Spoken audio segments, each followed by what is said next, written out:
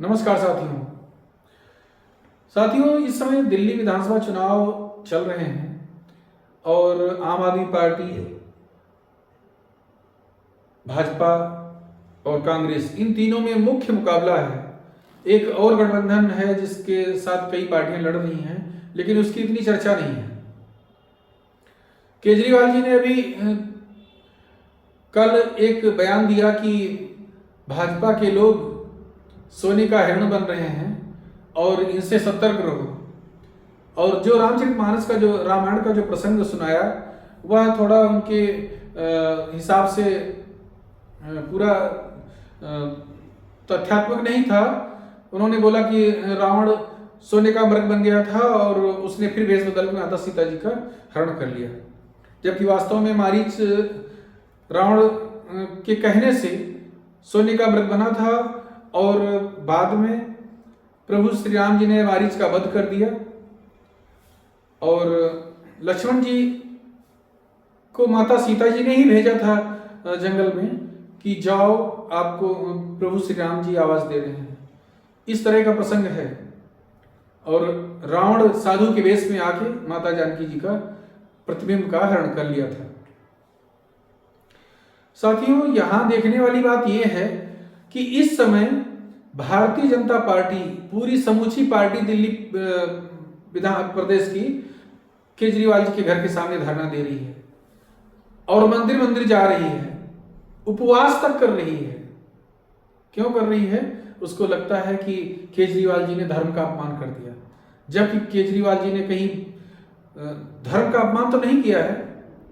उनकी समझ थोड़ी वो रावण और मारीच में थोड़ा फर्क नहीं कर पाए, और तो धर्म का अपमान तो कहीं नहीं किया है। हमें तो नहीं लगता। आप लोगों को क्या लगता है कि केजरीवाल जी ने धर्म का अपमान किया? और जिस तरह से भाजपा ये ड्रामेबाजी कर रही है धर्म के नाम पे, धर्म की रक्षा के नाम पे, और धर्म के अपमान से आहत होने पे, इनको आहत तो तब होना चाहिए था जब नरेश अग्रवाल भगवान विष्णु जी की तुलना रम और बिस्किस कर रहे थे। इनकी पार्टी के हैं, उनको आज तक नहीं निकाला गया। उनके घर के सामने ये लोग धरना नहीं दिए, उनके खिलाफ किसी कार्रवाई के लिए कोई प्रयास नहीं किया। स्वामी प्रसाद मौर्य ने कितनी बार धर्म का अपमान किया, धर्म ग्रंथों को जलाने का प्रयास किया, तब तो भाजपाइयों को कोई पीड़ा नहीं हुई। इन्होंने कोई धरना प्रदर्शन नहीं किया, इन्होंने मंदिर मंदिर ये नहीं गए, न इन्होंने कोई उपवास किया। जब स्टालिन हिंदू धर्म को मलेरिया और डेंगू बोल रहा था, तब भी इनको कोई पीड़ा नहीं हुई, तब भी इन्होंने कोई विरोध प्रदर्शन नहीं किया, इन्होंने कोई उपवास नहीं किया। वास्तव में यही चुनावी हिंदू हैं। ये केजरीवाल जी पर जो आरोप लगाते हैं चुनावी हिंदू होने का, मैं समझता हूं कि 90% नेता तो जो है वो वैसे हैं, वो जैसा दिखते हैं वैसे अंदर से होते हैं। लेकिन भाजपा के अधिकांश लोग, कुछ अच्छे संत प्रवृत्ति के लोगों को छोड़ दिया जाए तो अधिकांश लोग चुनावी हिंदू हैं, जो केवल ड्रामेबाजी करते हैं।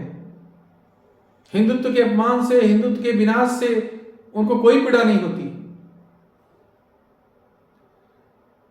जब से भाजपा सत्ता में आई है तब से गाय की कितनी रक्षा हुई है। साधु संत महात्मा और जितने धर्म के ठेकेदार हैं, सबको ये बहुत आशाएं थी कि भाजपा आ जाएगी तो गौहत्या तुरंत बंद हो जाएगी, चरागाह छूट जाएंगे, चरवाहे भर्ती किए जाएंगे, गोबर गैस से गाड़ियां चलेंगी, मीथेन गैस का सप्लाई होगा घरों में गैस सिलेंडरों में भर के। आज कुछ नहीं हुआ। उल्टे नरेंद्र मोदी जी तो जो गौरक्षा के लिए अपने प्राण देने के लिए तत्पर रहते थे, उनको गुंडा कहा, उनके डोजियर तैयार करवाए पुलिस से।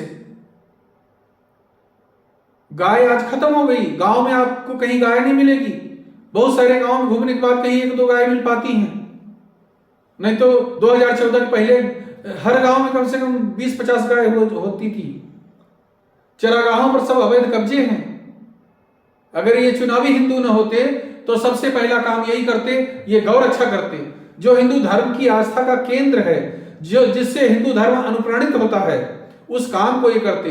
यही चुनावी हिंदू हैं। आप सब विचार करो, क्या केजरीवाल जी चुनावी हिंदू हैं कि ये चुनावी हिंदू हैं?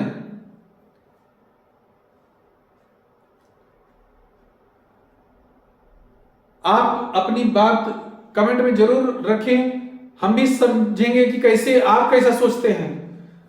ये जो इनके वेतनभोगी एजेंट हैं वो तो गालियां देंगे, लेकिन जो हम उनसे अनुरोध करते हैं, उनसे अपील करते हैं, जो वास्तव में तटस्थ हैं और चाहते हैं हिंदू हित हो, जो हिंदू हित में सोचते हैं, कुछ करना चाहते हैं, उनको इस पर मनन चिंतन करने की जरूरत है कि चुनावी हिंदू वास्तव में है कौन, और हिंदुओं को छल कौन रहा है, झूठ कौन बोल रहा है, झूठे वादे कौन कर रहा है, नीतियां कौन ऐसी लागू कर रहा है जिससे उस समय की कांग्रेस और सपा बसपा और टीएमसी राजद ये सब शर्मा जा रहे हैं। उस समय ये तुष्टीकरण कर रहे थे, आज मोदी सरकार तृप्तिकरण में जुटी हुई है। तो चुनावी हिंदू कौन है? चुनाव के समय कौन कहता है कि ये तुम्हारी बेटियों को छीन लेंगे, तुम्हारी भैंस खोल लेंगे, तुम्हारे कमरे बांट देंगे, कांग्रेस वाले आएंगे, और वास्तव में इस दिशा में कौन योजनाएं लागू कर रहा है, कौन इस दिशा में आगे कदम बढ़ा रहा है, कौन सरकार तृप्तिकरण में लगी हुई है, इस पर गंभीरता से विचार करने की जरूरत है। धन्यवाद। जय हिंद, जय भारत।